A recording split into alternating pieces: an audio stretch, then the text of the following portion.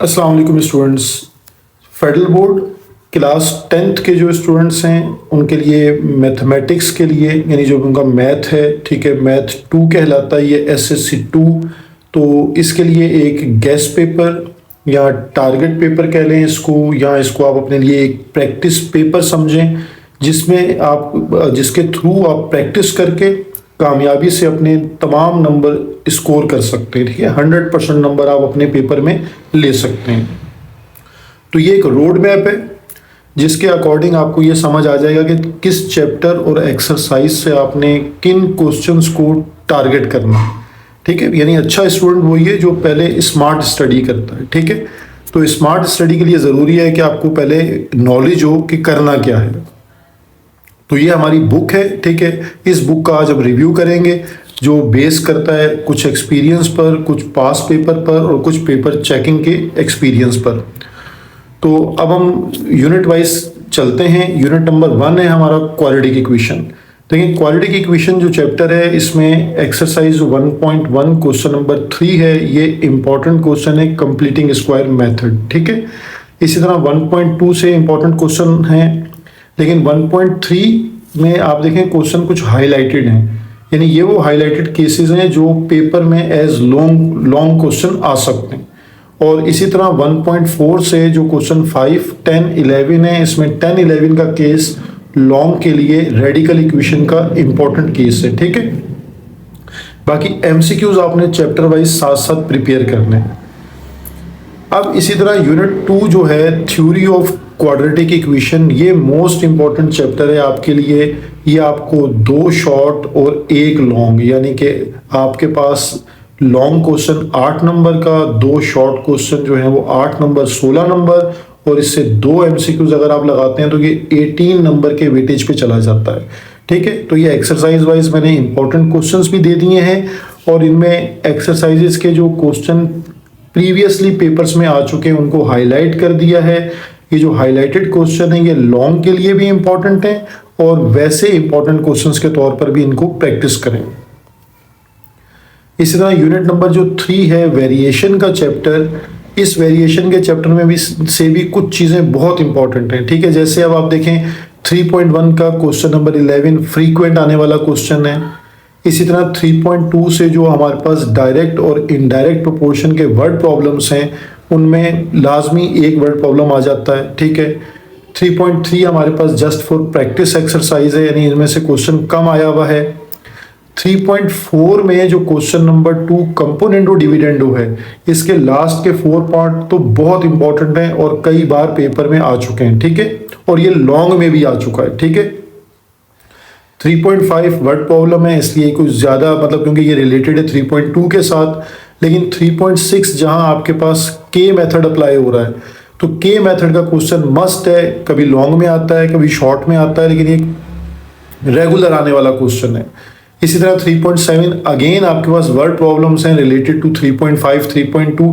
तो ये एक मैकेनिज्म के क्वेश्चन है, तो इन तीन तरह की एक्सरसाइजेज में से कोई एक क्वेश्चन पेपर में आपको मिलता है। ठीक है, फिर यूनिट 4 है पार्शियल फ्रैक्शन। ये इंपॉर्टेंट है इसलिए कि ये लॉन्ग और शॉर्ट का कॉम्बो है, यानी इसमें 4.1, 4.2 के जो क्वेश्चंस हैं ये शॉर्ट के लिए इंपॉर्टेंट हैं, लेकिन 4.3 और 4.4 ये क्वेश्चन लॉन्ग के लिए इंपॉर्टेंट है। तो वेटेज आपको समझ आ गया, अगर एक लॉन्ग और एक शॉर्ट है तो 12 नंबर का इसका वेटेज है। ठीक है, फिर यूनिट 5 है।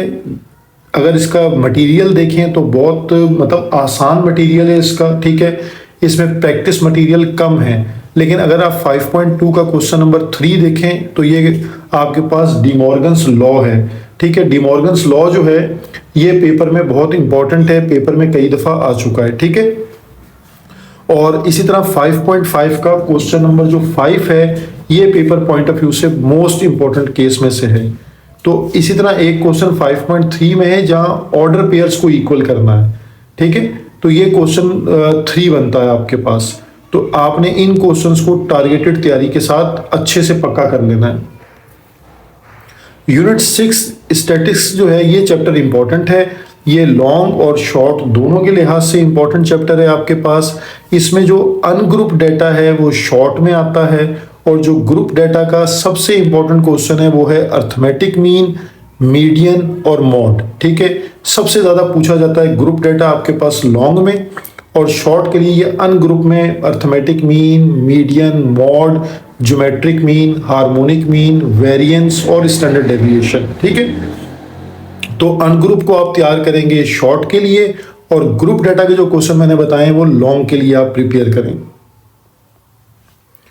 अब जो आपके पास यूनिट 7 है, यहाँ उसके नाम में गलती हो गई, ये है ट्रिग्नोमेट्री आपके पास। ठीक है, और इसमें जो आपके पास ज़्यादा आने वाले क्वेश्चंस हैं वो 7.4 जो है वो ट्रिग्नोमेट्रिक आइडेंटिटीज़ हैं, इनको अच्छे से प्रिपेयर कीजिए। और 7.5 के जो मैंने लास्ट के क्वेश्चन आपको बताए 9, 10, 11, 12 ये मस्ट है, इनमें से एक सवाल लॉन्ग में लाजमी आता।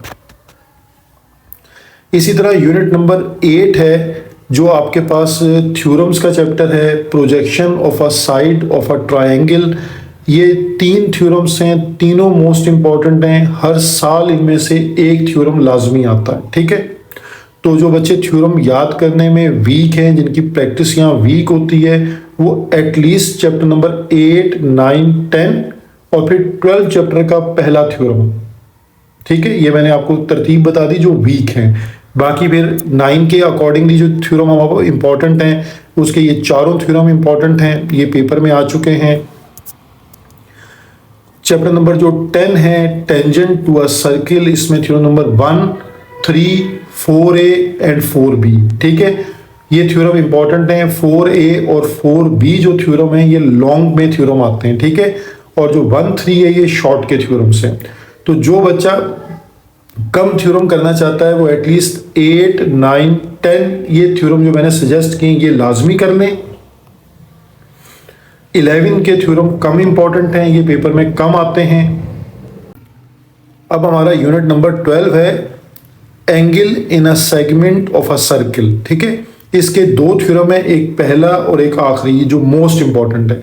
लेकिन मैं अगेन रिपीट कर रहा हूँ, जिन बच्चों को थ्योरम याद करने में, समझने में, लिखने में प्रॉब्लम है, वो एटलीस्ट 8, 9, 10 और चैप्टर नंबर 12 का फर्स्ट थ्योरम, ये मोस्ट इंपॉर्टेंट थ्योरम्स हैं। इनसे आपका शॉर्ट में भी क्वेश्चन थ्योरम अटेम्प्ट हो जाएगा और लॉन्ग का थ्योरम भी अटेम्प्ट हो जाएगा। ठीक है, और लास्ट में प्रैक्टिकल ज्योमेट्री है। प्रैक्टिकल ज्योमेट्री के इंपॉर्टेंट क्वेश्चंस मैंने मेंशन कर दिए हैं, जो हमारे लिए पेपर पॉइंट ऑफ व्यू से शॉर्ट और लॉन्ग दोनों के अकॉर्डिंग इंपॉर्टेंट है।